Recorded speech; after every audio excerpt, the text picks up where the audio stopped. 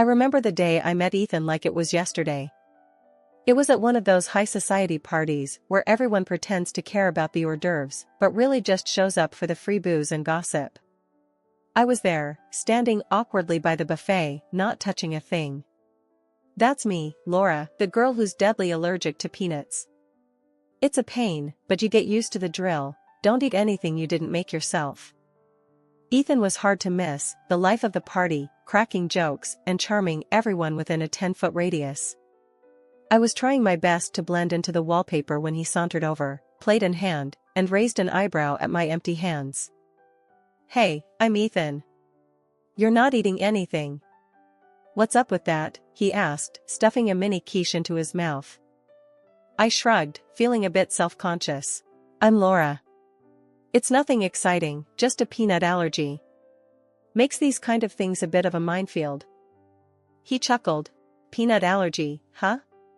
So, if I wanted to keep you away, I'd just have to throw Snickers bars at you?" I couldn't help but laugh. "Exactly, but please don't. I prefer my parties anaphylaxis-free." "Deal." He grinned. "But seriously, that sucks. Can't be easy navigating food minefields at parties." "It's not the best, but you get used to it. Just gotta keep an eye out and ask a lot of questions." Ethan nodded, looking genuinely interested, which was a nice change. "Sounds like a full-time job." "Hey, if you ever need a taste tester or food checker, I'm your guy. No peanuts will get past me." The conversation flowed effortlessly from there. Ethan was easy to talk to, and for the first time in a long time, I didn't feel so out of place. We talked about everything and nothing: work, music, the ridiculousness of adulting. It felt like we'd known each other for years. As the evening wound down, Ethan said, "I had a great time tonight, Laura. I mean, not just the party, but talking to you. You're different, you know? In a good way." I felt my cheeks warm up. "Thanks, Ethan. I had a great time too. It's not often I meet someone who doesn't run away screaming after the whole 'I could die from peanuts' spiel." He laughed. "Well, I'm not most people. Plus, I like a little danger. Add spice to life, right?" I rolled my eyes, but couldn't hide my smile. "Sure, if by spice you mean the constant threat of anaphylactic shock." "Exactly, keeps things interesting. Listen, I'd really like to see you again. Maybe in a less life-threatening setting?" I hesitated for a split second. Ethan was great, but inviting someone into the allergy-laden mess that was my life? That was a big step. But looking into his earnest, slightly mischievous eyes, I felt a pull I couldn't ignore. "Yeah, I'd like that," I said, surprising myself. "Great. It's a date then. I'll text you. And I promise, no peanut surprises." As he walked away, I couldn't help but feel like maybe, just maybe, this was the start of something special. Little did I know how right, and how wrong, I would be. Ethan and I hit it off like fireworks on the 4th of July. It was one of those romances you hear about but never really believe could happen. I was cautious at first, but with Ethan, it felt like throwing caution to the wind wasn't just okay, it was the only way to go. We started seeing each other nonstop. Our dates weren't your typical dinner and a movie deal. No, Ethan was all about the experience.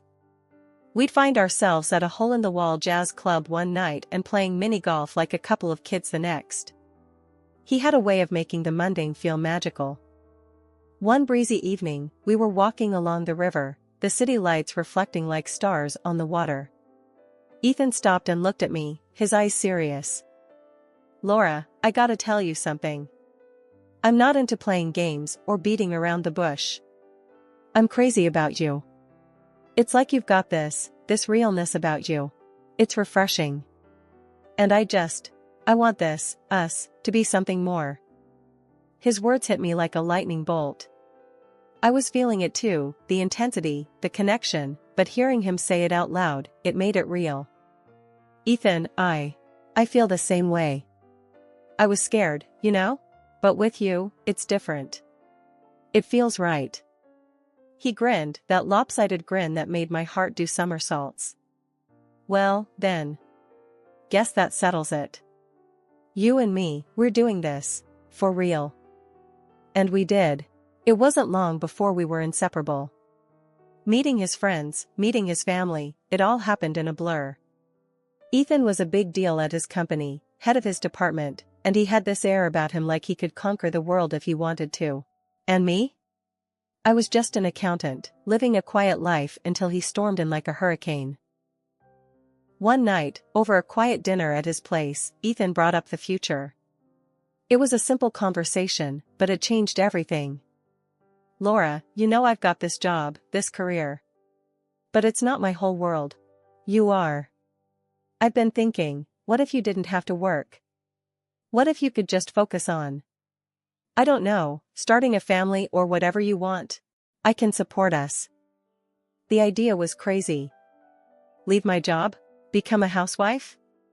But the way he said it, like it was the most natural thing in the world, it made me consider it. Ethan, that's a big step. But, starting a family, it's something I've always wanted. You're sure about this?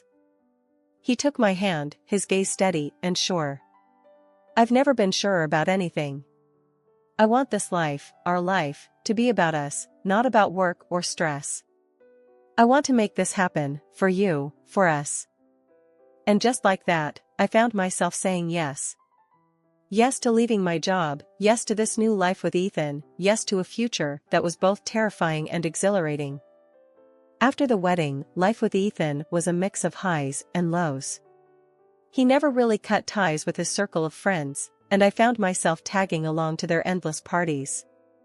At one of these gatherings, we bumped into this pretty girl, Natalie, who turned out to be the CEO's daughter of the company where Ethan worked. I noticed the way they interacted, all smiles and subtle touches. They even danced together, laughing and chatting like old pals. It rubbed me the wrong way, seeing them so cozy. A pang of jealousy hit me hard, and I couldn't shake the feeling that something wasn't quite right. But that was just the beginning.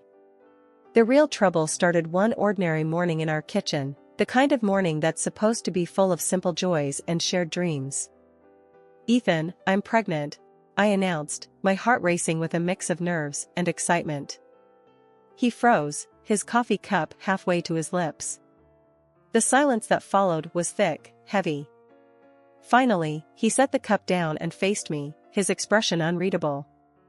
Laura, you sure about this? I mean, we talked family and all, but now? Is now good timing? His words felt like a slap. What do you mean, good timing? Ethan, this is our plan, remember? Our family starting? He sighed, a sound that carried weight, weariness. I know it is. But plans and reality, they ain't always buddies. We gotta think this through, Laura. We ain't ready, not really. A lump formed in my throat. Not ready? But you said, you wanted this, to take care of us. What's changed? He avoided my gaze, shifting uncomfortably. Things change, Laura. Just being real here. Maybe, we need to consider all our options before we jump into anything. Options? Like not having this baby? I could hardly believe the words coming out of my mouth. He didn't meet my eyes. Maybe. I don't know. Let's just think on it, okay? After that, everything started to unravel. Ethan pulled away, shutting me out. Our home felt more like a war zone than a haven. Minor spats turned into major blowouts, our words cutting deep. One night, Ethan stumbled in late, the weight of the world seemingly on his shoulders. Another late night? I tried to keep it cool, neutral. Yeah, work, he grumbled, not bothering to shed his coat. Something you wouldn't get. That stung. Wouldn't get? What's that supposed to mean, Ethan? He gave a dismissive shrug. Means I'm out there working my butt off while you're here playing housewife. It's different, Laura. You just don't see it. My face heated up with anger. Playing housewife? That's what you think I'm doing? Carrying our kid, keeping our home, that's just a game to you? He didn't reply, just poured himself a drink and stared into nothing, 1,000 miles away. It was like living with a ghost. The man I married, the one who promised to stand by me, had vanished, leaving this cold, distant shell in his place. The tension between Ethan and me was thick enough to cut with a knife, but life didn't stop for our troubles. We kept up appearances, attending parties like everything was normal. One of those evenings sticks in my mind like a thorn.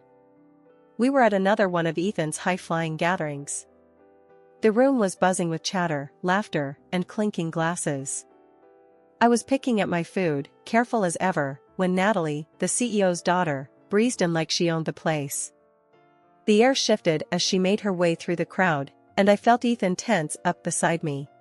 "Hey, Ethan, Laura," Natalie greeted us, her voice smooth as silk. "Glad you could make it." Ethan managed a tight smile. "Wouldn't miss it, Natalie. You know that." I nodded, trying to keep my face neutral. "Nice to see you, Natalie." She turned her gaze on me, sharp and calculating. "Laura, I heard about your little food issue. Must be tough, always watching what you eat." I stiffened, not liking the way she said food issue. "It's an allergy, Natalie. And yeah, it's a bit of a hassle." She laughed, a sound that didn't quite reach her eyes. "Oh, I bet. But hey, at least it keeps you slim, right? Every cloud and all that." I forced a smile, feeling Ethan's eyes on me. "Sure, something like that." The evening dragged on. Ethan was pulled away by some colleagues, leaving me with Natalie. She was all smiles and niceties, but there was something off about her. She kept probing, asking about my allergy, how I manage, what would happen if I ate peanuts. I answered her questions, but with each word, I felt more exposed, like she was filing away my answers for something I couldn't quite put my finger on. Then, out of the blue, she dropped a bombshell. "So, Laura, I've been meaning to ask. How are things with Ethan? You two seem, I don't know, a bit off lately. Trouble in paradise?" I was taken aback. This was none of her business. "Ethan and I are fine, Natalie. Every couple has their ups and downs." She nodded, her eyes glinting with something I couldn't read. Of course. Just making conversation. You know how these parties get, all small talk and gossip." I didn't like the way she said gossip. It felt like a warning, a signal that my and Ethan's problems might be more public than I thought. The night ended with a sour taste in my mouth. As we drove home, Ethan was quiet, lost in thought. I wanted to ask him about Natalie, about what's going on with us, but the words wouldn't come. It was like we were strangers, sharing a space but nothing else. That night, as I lay in bed, staring at the ceiling, I realized how isolated I felt. It wasn't just Ethan's distance, it was the feeling that there were eyes on us, whispers behind our backs. The gathering hadn't just been disturbing because of Natalie's probing questions. It was a wake-up call, a realization that our private life might not be so private after all. The 5th month of my pregnancy was a roller coaster. Sleepless nights, restless days. But nothing, absolutely nothing, could have prepared me for the bombshell that was about to drop. It was one of those sleepless nights. Tossing and turning, the baby bump making it impossible to get comfortable. I gave up on sleep and shuffled to the kitchen for some water, the house silent except for the creaks and groans of the old floorboards. But then, a voice drifted from the living room. Ethan's voice, hushed but intense. I froze, my heart thumping in my chest. This wasn't just any late-night call, this was something else. "I love you, too," Ethan's voice floated through the darkness, coated in sweetness that made my stomach churn. "Don't worry, she's out. Sleeps like a log these days. We can talk." My breath caught in my throat. This wasn't happening. But it was, and it got worse. A woman's voice responded, clear and unmistakable. Natalie's voice. "Remember, Ethan, it has to look like an accident. The peanut thing. Just swap her morning pasta with the one we bought." Ethan's reply was a punch to the gut. I know. It'll be soon. Can't stand another day with her." And that kid? We'll be free soon, Nat. I stood there, my whole world crumbling. This wasn't a nightmare, it was real.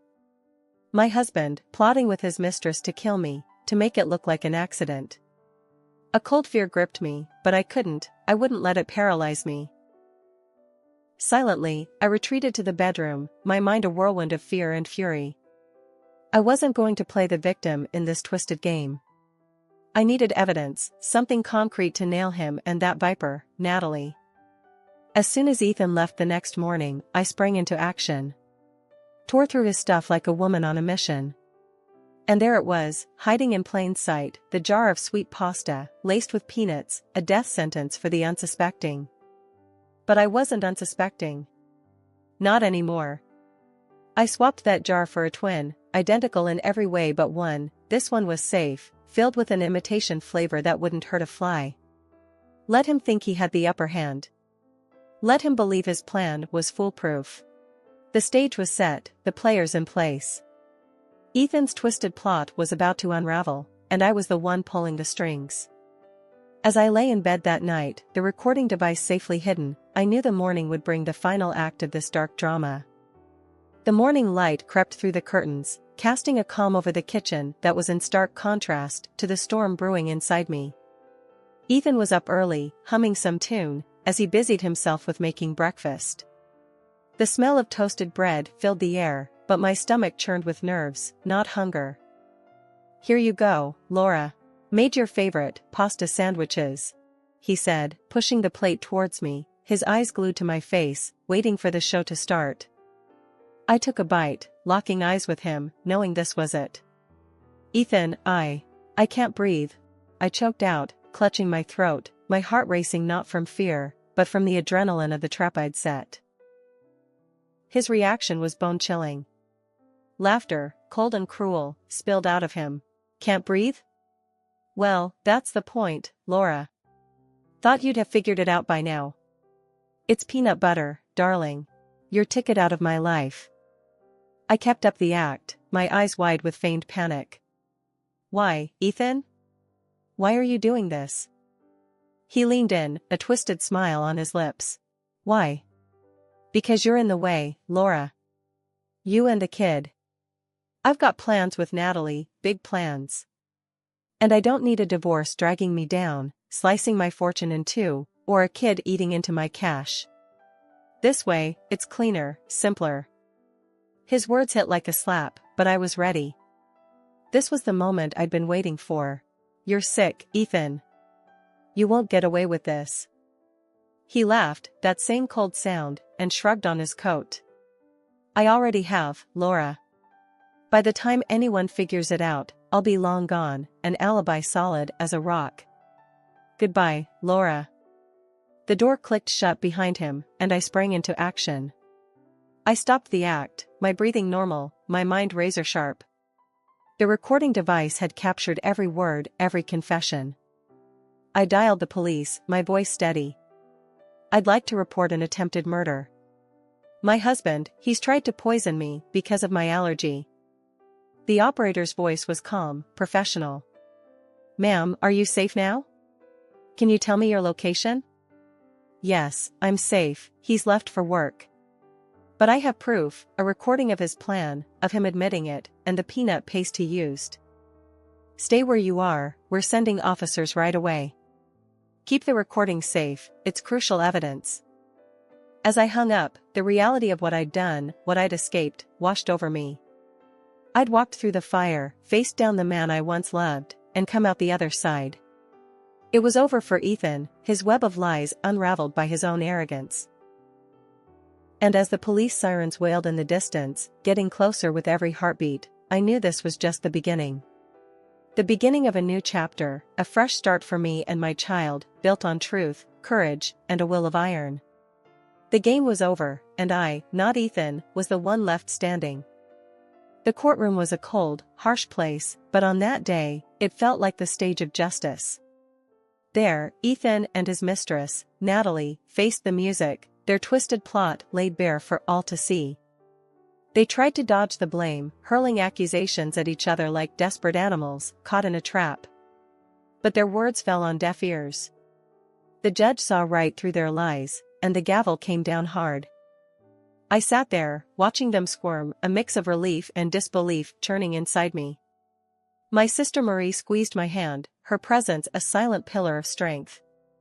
"Can you believe this, Laura?" she whispered, her voice a mix of disgust and satisfaction. "They're actually trying to outdo each other in being the worst." I nodded, my gaze fixed on Ethan. "Yeah, I can believe it. It's all they know, Marie. Lies, deceit, and now, finally, they're reaping what they sowed." The judge's voice cut through the tension, clear and resolute.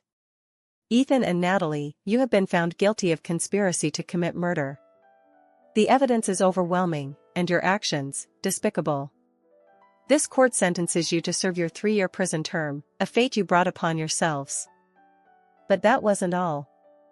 The judge turned his gaze to me, and for a moment, the world seemed to hold its breath. Furthermore, the court orders Ethan to compensate Laura in the amount of $400,000 for the emotional and psychological damage inflicted upon her. Marie let out a low whistle, her eyes wide. "Did you hear that, Laura? $400,000. That's justice, right there." I nodded, a weight lifting off my shoulders. "It's more than justice, Marie.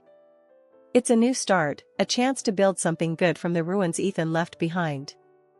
But justice had more in store. Natalie's wealthy parents, desperate to save face, coughed up half of the compensation themselves.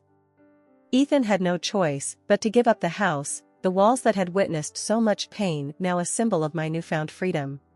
As we left the courtroom, the reality of it all began to sink in. The nightmare was over. Ethan and Natalie were behind bars, their poisonous plot nothing but a bad memory. Marie wrapped an arm around me as we stepped into the light of a new day. "You did it, Laura. You stood up to him, and you won. How does it feel?" I took a deep breath, the air tasting sweeter, the sky a deeper shade of blue. "It feels like a second chance, Marie. A chance to give this baby a good life, a peaceful home. A chance to heal, to grow, to live without fear." As the dust settled on the tumultuous storm that was my past, the world seemed to take on a softer hue.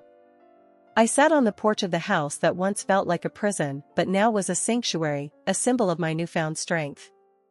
Marie dropped by, her visits a constant in the ever-changing tapestry of my life.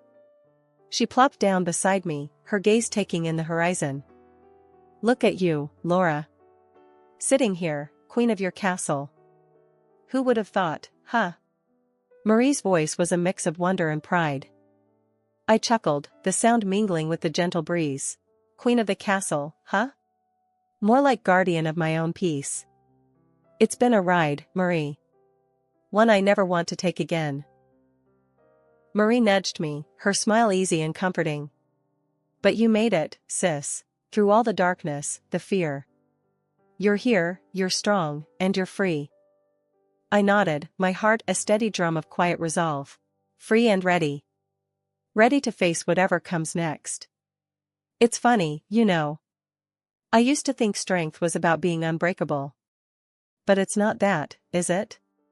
It's about being able to break and then put yourself back together, piece by piece. Marie's hand found mine, a silent vow of sisterhood. "That's the truth. You're the toughest person I know, Laura. Not because you didn't break, but because you did, and here you are, stronger and more badass than ever." The sun dipped lower, painting the sky in shades of orange and pink. It felt like nature's own way of applauding, of acknowledging the journey I'd been on. "You know what the best part is, Marie?" I said, my eyes reflecting the fiery sky. "The best part is knowing that I'm not just doing this for me. I'm doing it for this little one too."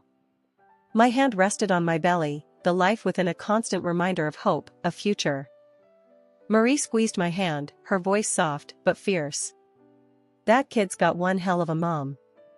A warrior, a protector, a survivor. Ethan tried to write your story, but you grabbed that pen and wrote your own damn masterpiece." We sat there, two sisters, two warriors, watching the day give way to night. The darkness didn't scare me anymore. It was just a curtain, and behind it, the promise of a new day, a new chapter.